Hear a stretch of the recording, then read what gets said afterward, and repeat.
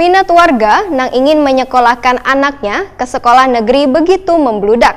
Keinginan siswa untuk menempuh pendidikan di sekolah negeri ini ternyata berkaitan dengan biaya surat persetujuan, pembayaran bulanan, maupun pembayaran duit gedung sekolah. Bila di sekolah negeri, pembayaran tersebut digratiskan, sedangkan di sekolah swasta, biaya tersebut diberlakukan.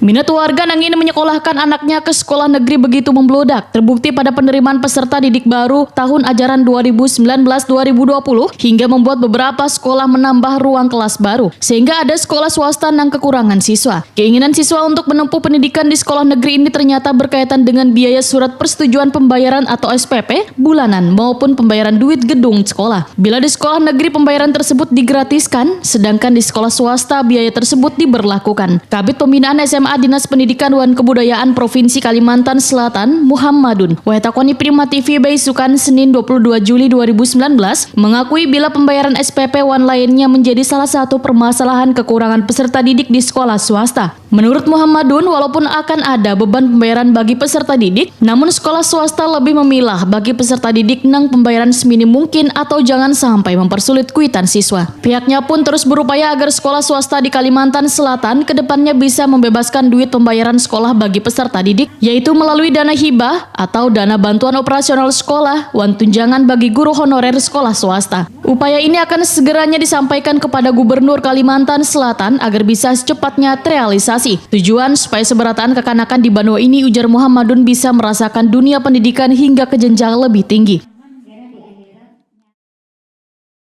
Ya, kalau dilihat sekitar hampir 900-an ya.